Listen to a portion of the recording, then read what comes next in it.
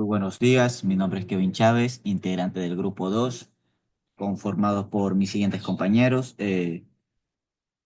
Bueno, la parte que se me ha asignado es poder darles una pequeña introducción, ¿no? El tema que se nos ha asignado es el paradigma de cambio o asimilación, el caso de la economía conductual.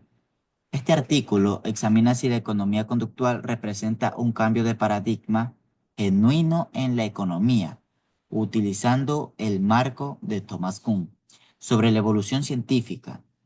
Esto analiza la posición institucional y conceptual de la economía conductual en relación con el paradigma neoclásico y la alternativa propuesta por la economía política radical. Este estudio parte de la crisis financiera del 2007 a 2008, poniendo en duda la eficiencia de los mercados y sus expectativas.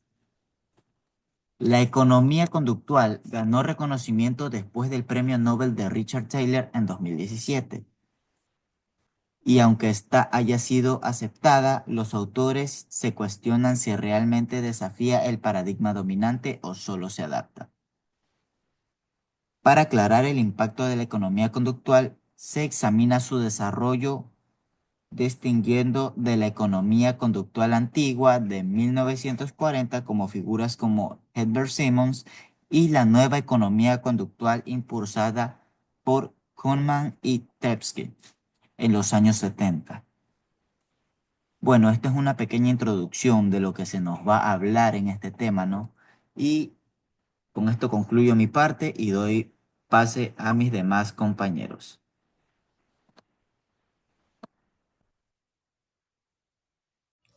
El paradigma dominante en la economía se basaba en tres pilares fundamentales: el individualismo metodológico, la racionalidad y el equilibrio.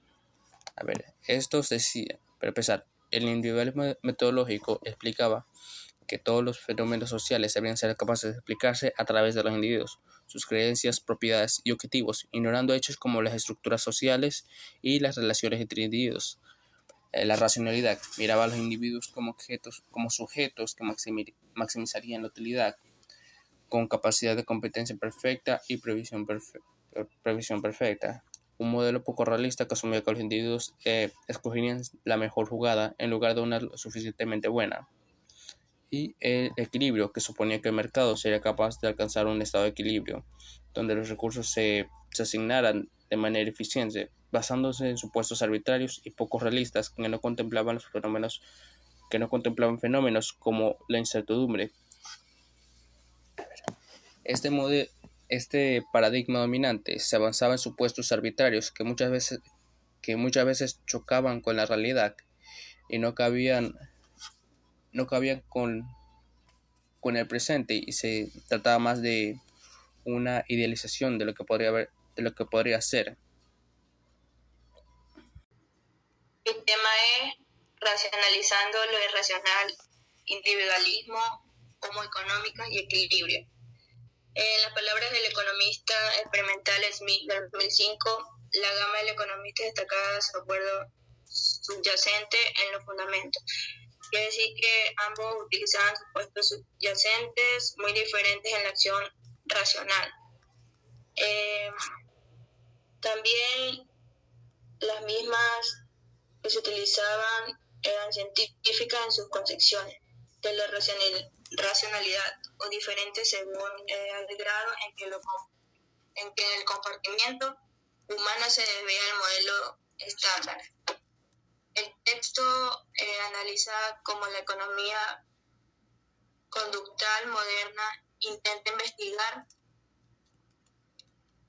las desviaciones del comportamiento humano respecto al modelo tradicional del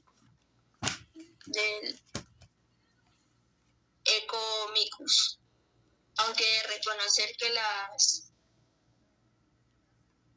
personas no siempre actúan racionalmente en lugar de abandonar el marco neoclásico, y esta corriente ajusta sus modelos incorporando factores psicológicos, sociales y neurales.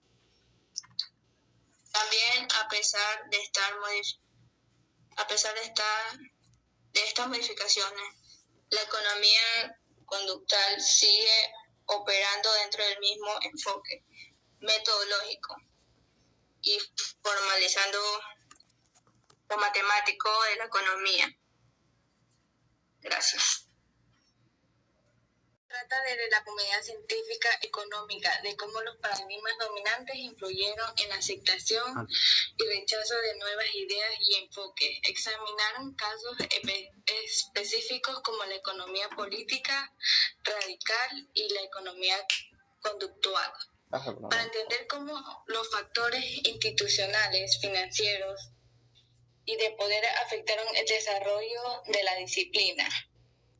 El segundo tema trata de la comunidad política radical, que surgió en la década de 1960 y 1970, como una crítica al paradigma neoclásico dominante, donde los defensores argumentaron que la economía neoclásica era demasiado abstracta y no observaba adecuadamente los problemas sociales y políticos.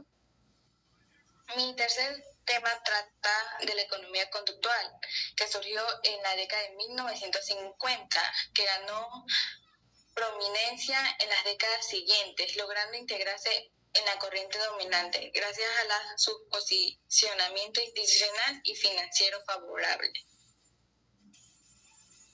El texto destaca cómo los factores sociológicos, institucionales y de poder pueden detener al éxito o fracaso del paradigma científico. Gracias. Bueno, en el punto 5.3, la política de comportamiento, una cuestión de cambio, en este punto principalmente se insinúan las perspectivas conductuales que fundamentan las políticas. En primer lugar, denota un marco analítico, social y microeconómico. En segundo lugar, subrayan una falta de compromiso con las cuestiones de clase, poder, conflicto, género y raza.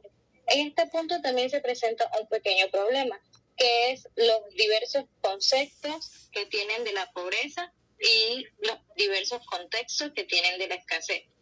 En el punto 6, que ya viene siendo el último, están las observaciones finales, donde se puede dar como conclusión que la nueva economía del comportamiento no representa un cambio de paradigma en el sentido kuhniano, sino más bien es una asimilación parcial y conservadora dentro del paradigma dominante de la economía neoclásica. Gracias.